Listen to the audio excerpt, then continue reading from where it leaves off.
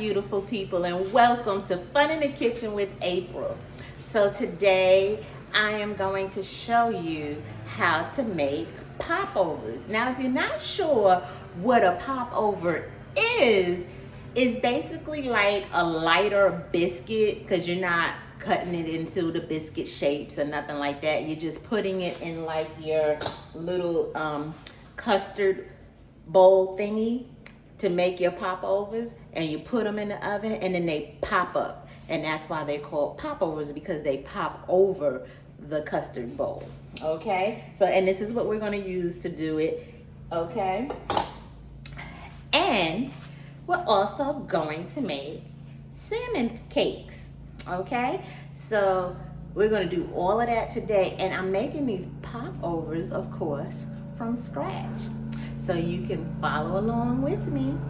And again, I'd like to thank all my subscribers who have been here with me from day one, and to all of my new subscribers, welcome, welcome, welcome. I'm so glad you decided to join me. So I am going to show you what all we need, and if there's anything you would ever like for me to cook, please leave a comment below. And also, if you are enjoying this great content that I have for you, please share, and also comment, subscribe. You know, everybody wants this good information, these good recipes too, you know. So share if you like what I have for you. So I'm gonna get set up for you right quick, and I'll be right back. Okay, so here are some of the things we are going to need to make our popovers. So we're gonna need 1 cup of milk, a 1/4 teaspoon of salt, a tablespoon of melted butter, 1 cup of flour. Oh, my eggs are over here, sorry y'all. I just left my eggs over here. And 2 eggs, okay? So we need to place our eggs into our mixing bowl. Okay, I'm gonna throw that in the sink, and then we're gonna add in our our milk. I'm sorry. We're gonna put in our milk. Yep, got that all in here. Then we're going to add in our butter. Yes, we're putting this good old butter in here. Uh-oh, I splashed. Now, I need something to get the rest of this butter out. Oh, it's coming. Here we go. That's right. Get on in there, butter. Okay. Then we need to place our flour in there. And I know some people are like, you putting dry ingredients and wet ingredients together. Yes, because that is what the recipe calls for. Now, I'm going to tell you this. I got this recipe from KitchenAid. I thought it sounded good to me, so I said, well, let me make it. So if you have a problem with mixing the wet and the dry ingredients together before everything is mixed together, take that up with KitchenAid, not me, because it's their recipe. Okay. And thank you. And also, too, I forgot to tell you, make sure your hands are clean. My hands are clean. Make sure yours are clean. Do not ever cook with dirty hands or anything with dirty hands, okay? Because that is not sanitary. Especially, you know, I said it before the pandemic, but especially now because we're in a pandemic. You don't need to be cooking and stuff and eating and doing whatever else you do with dirty hands. That's part of the reason why we have this pandemic, because people like to be nasty. We got to do better as a people, guys. We do. We have to do better. So I want you guys to wash your hands and wash them good. Okay? Thank you. So I probably should have mentioned I have my wire whisk as my attachment, because that's what we need to do to make our popovers. We need the whisk as opposed to the flat attachment, okay? Because we want it to be a little more airy and fluffy, and that's what's going to make it become a popover, okay? So I'm going to turn it on to, now again, mine has 10 up to speed 10. I'm going to turn it to a 4. Yeah, so we have to mix it on speed 4 for 15 seconds, okay? And I'm going to let that mix for the 15 seconds, and then I'm going to scrape the side of the bowl because I want to make sure I get all of those good ingredients in there, okay? So let me find my spatula so I can scrape the side of the bowl here. Okay, that's about 15 seconds. Let me get my spatula. Okay, so we're going to scrape the side of the bowl because we want to make sure everything is getting mixed in here. We don't want to leave anybody out. We need all of these ingredients mixed in, okay?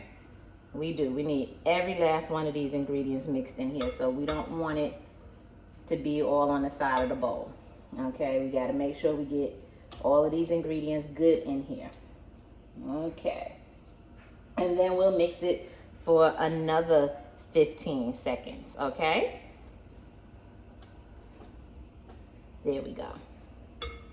Yeah, I'm gonna get all that good stuff in there. Okay. So we're gonna mix that for another 15 seconds and make sure that if you have a stand mixer that you are locking it, you don't want any accidents to happen. So you wanna make sure that you lock it, okay? Now let's mix it again on 4 for 15 seconds again.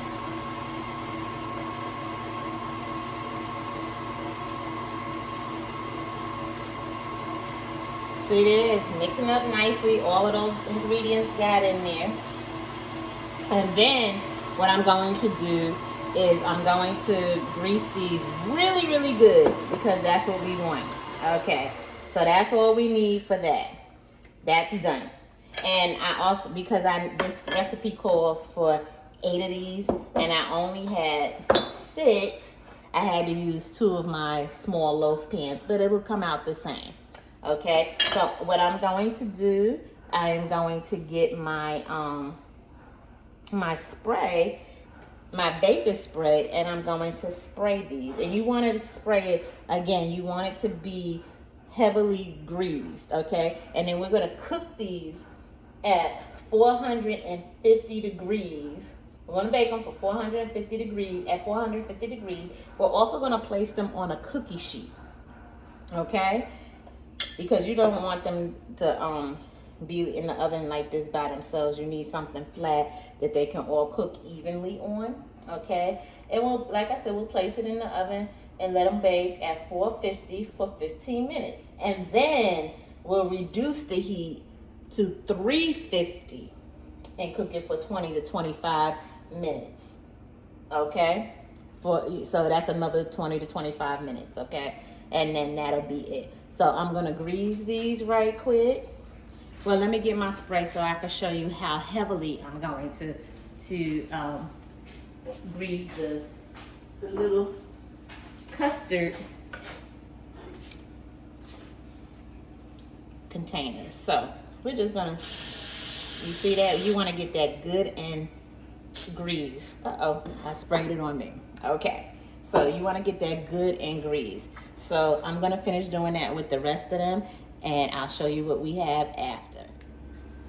Okay, so now I'm gonna move you in, guys, a little closer. Sorry for the shaking around. And I am going to show you, we're only going to fill these halfway because they're gonna pop over, right? So we're only gonna do a half fill, okay? I think this could do a little bit more. Halfway. So if you see that, that's how much we're gonna fill it up, okay? And we're gonna do each of them like that. And remember, I said I had to use my mini loaf pan because I didn't have enough of the custard dishes.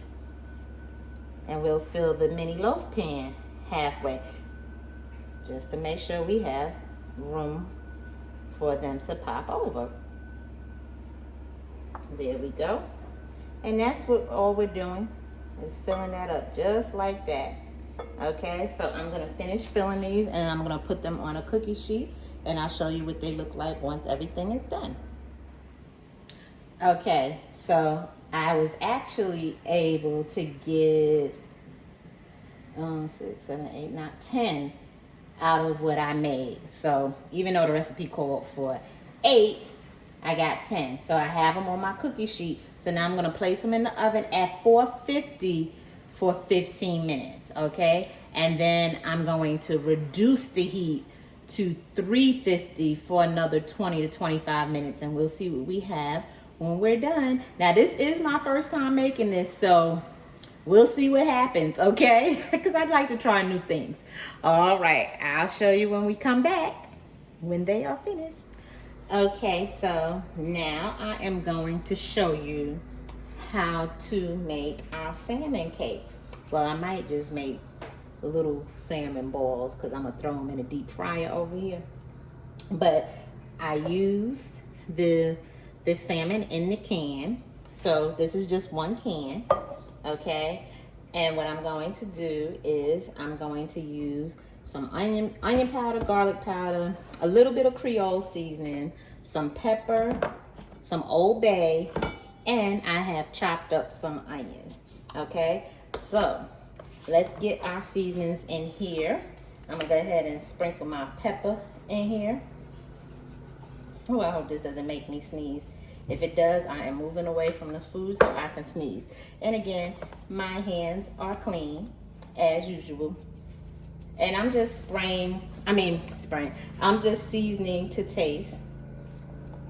Okay, I don't want to put too much Creole seasoning because that can be salty too. So I'm just gonna sprinkle a little bit just to give it a little bit of Creole taste, I guess. And now I'm going to put this onion powder in here, even though I'm putting onions in it, and I'm gonna put a little bit of garlic powder. Oh, and I forgot to get an egg, guys. Hold on, let me go get my egg. Because we need that egg in there to hold it together. So let me get my egg for you.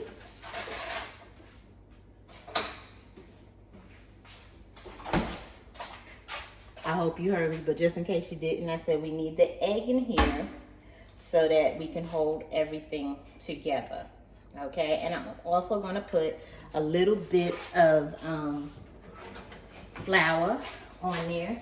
I got eggs on my hands, so that means I need to wash them. See, guys, wash my hands. Even when I get a little bit of egg or something raw on my hands, I am washing my hands, okay?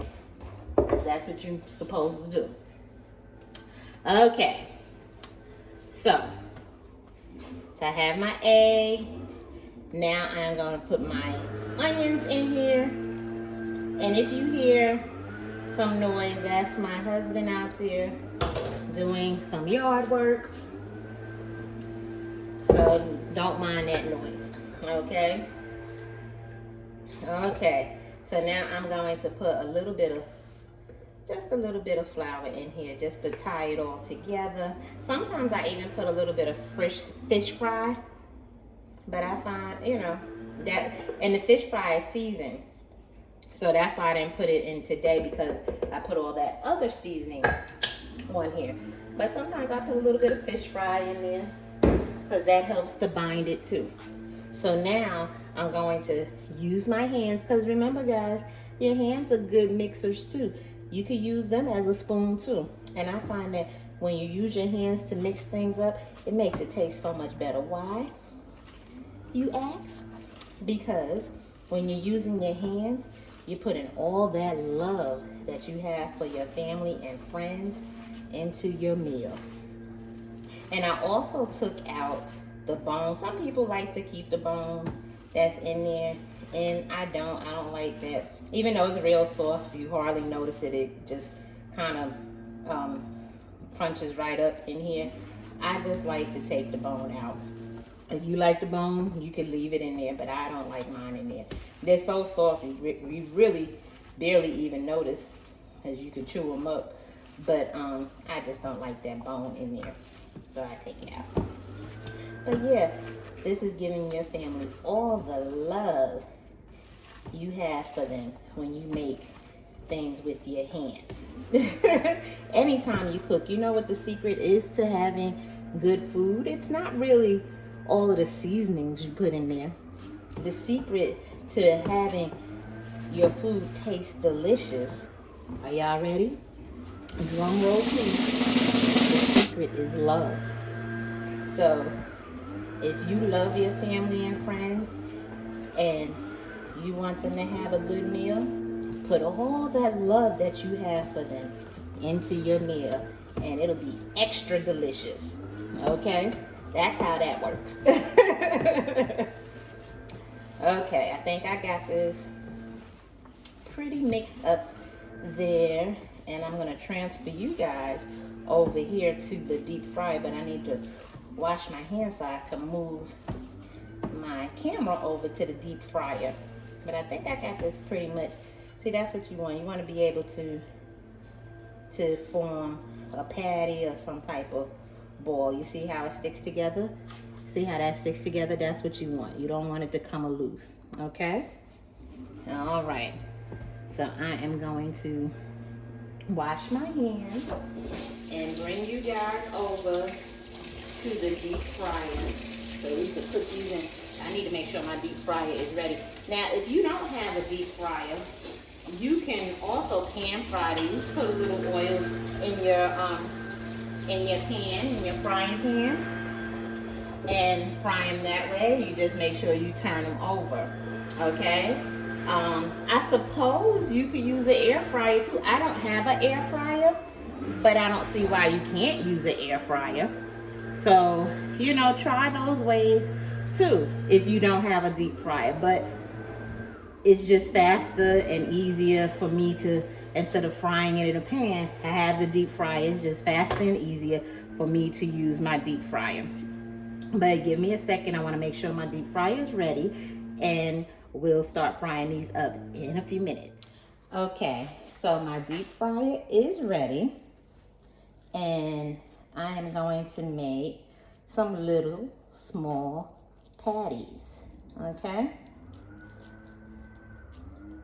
And I make, this one can will make quite a few, okay? I'm gonna just kind of make some small patties here. Just like that. Put them down in there. Oh, I have a little bone left in there. That'll probably get mixed up in there. And I'm gonna stick another one. Uh-oh, I guess I need to move that a little bit. There we go. And it's hot, but I'm not in the grease, so I'm able to move things around a bit. Okay. All right. And you know what else you can do with canned salmon, because it's already cooked, you know. You can make your canned salmon similar to the way you do tuna salad, or like I've showed you in the past, you have crab salad. You can do it like that too. But we always tend to do our salmon and make the salmon patties with it. But my cousin, who is 87 years old, she used to make the salmon with the like she's doing tuna or a crab salad or something.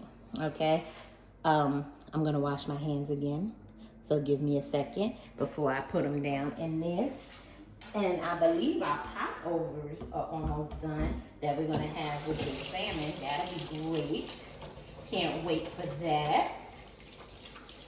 And I can't wait to show you guys what our popovers look like. We're gonna ask Alexa here in a minute how much more time we have. Let's see, because I already see I'm dumping them in here. And I'm going to place my cap on there and let it fry up.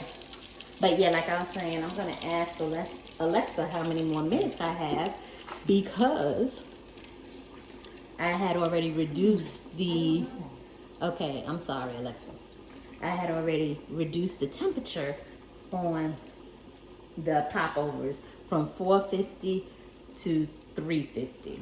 So they should be ready in a few minutes. Okay. And this doesn't actually take long either. You see how they browning up nicely? Yeah, that doesn't take long either. So I'm gonna cook these up and I will show you everything once they are done. But look how nice that's browning up. It only takes a few minutes. And I'm just gonna let it kind of get a little crispy. So I'll be right back.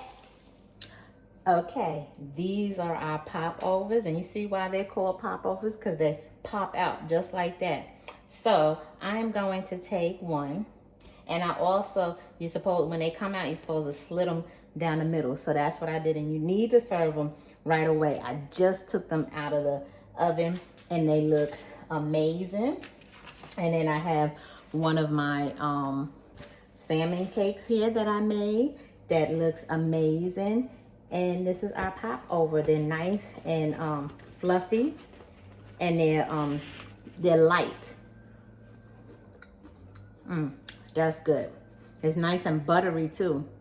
That is really good. And you can put whatever you want to put on there. You know, I know when my husband eats salmon patties, he likes to put syrup on his. So whatever you like on your salmon patty, you could put it on there. You know, and whatever you like on your biscuit. And this is kind of, like I said, a lighter type of biscuit. You can put on there, but it's nice and buttery. Really good. And the salmon patty, oh my goodness, y'all. I can't wait for y'all to make some. I really can't. So if you enjoyed everything you've seen today, please remember to like, comment, and subscribe. And also remember that all of my recipes are always in the description box down below. Okay, so you can click on that and pull up the recipe at any time, or cook along with me. Okay.